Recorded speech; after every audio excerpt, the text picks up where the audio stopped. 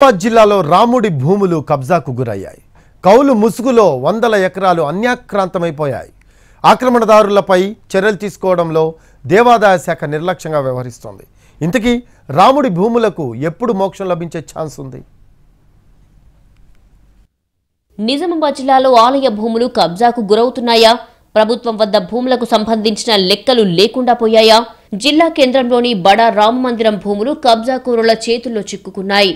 200 ఎకరాల దేవుడి భూములు కౌలు పేరుతో అన్యాక్రాంతమయ్యాయి. చర్యలు తీసుకోవాల్సిన అధికారులు చేష్టలు బుడిగి చూస్తున్నారు. దేవాదాయ, రెవెన్యూ, పోలీస్ శాఖల మధ్య సమన్వయం కరువయ్యింది. రాముడి భూముల గుర్తింపు, హద్దు నిర్ధారణ జరగటం లేదు. అయితే దీన్ని అవకాశంగా తీసుకున్న కబ్జాదారులు కౌలు ఎగ్గొడుతున్నారు. కోట్ల విలువైన భూములు ఆక్రమణదారుల నుంచి విడిపించాలని దేవాలయ భూముల పరిరక్షణ కమిటీ సభ్యులు కోరుతున్నారు. ఒక్క బడా రామ మందిర భూములే కాదు, జిల్లాలోని ప్రముఖ ఆలయాలకు సంబంధించి కోట్లు విలువ చేసే భూములు కబ్జాదారుల చేతుల్లో చిక్కుకుపోయాయని ఆరోపిస్తున్నారు. ఈ పెద్ద రామ మందిర్ సంబంధించింది నిజామాబాద్ నగర నడి ఒడ్డు శివారులో కొన్ని వందల కోట్ల విలువైన భూములు ఈరోజు కబ్జాకోరుల చేతిలో ఉన్నాయి.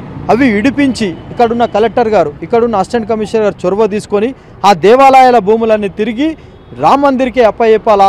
కిలా రామ మందిర్కి సంబంధించిన భూములు కూడా, సారంగపూర్ సంబంధించిన భూములన్నీ కూడా తిరిగి ఆలయాలకే అప్పించాలని చెప్పేసి దేవాలయ పరిరక్షణ సమితి డిమాండ్ చేస్తుంది. నిజామాబాద్ జిల్లా కేంద్రంలోని బడా రామ మందిరానికి 480 ఎకరాల భూమి ఉంది. ఆలయ రికార్డుల్లోనూ భూములు ఉన్నాయి. కానీ ఎక్కడా కూడా కౌలు వసూలు కావటం లేదు. జిల్లాలోని భూముల్లో వ్యవసాయ యోగ్యత కలిగిన భూములను కౌలుకు ఇచ్చినట్లు రికార్డుల్లో ఉన్నా డబ్బు మాత్రం మఠంకు జమ కావడం లేదు. ప్రైవేట్ వ్యక్తులు రసీదులు లేకుండానే డబ్బులు వసూలు చేస్తున్నారు. భూములు ఎవరి ఆధీనంలో ఉన్నాయో వారిని గుర్తించి కౌలు విధించాల్సి ఉంది.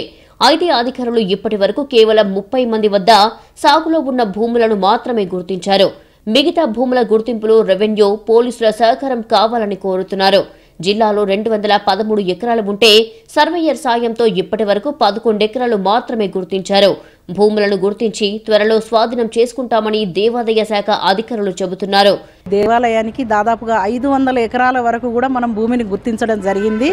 దీనిలో భాగంగా నిజామాబాద్లో 200 చిల్లర ఎకరాలు, అలాగే ఆదిలాబాదులో 117 ఎకరాల చిల్లర ఉంది. మిగతాదంతా కూడా నాందేడ్లో ఉన్నట్టుగా మనం గుర్తించడం జరిగింది. కానీ అవి ఎక్కడెక్కడ ఉన్నాయి భూములు అనేది మనం వెలికి తీయడానికి కొంత స్టాఫ్ను మనం డిప్యూట్ చేయడం జరిగింది. మొత్తానికి దేవుని భూముల కబ్జాపై ప్రభుత్వం కఠిన చర్యలు చేపట్టాల్సిన అవసరం ఉంది.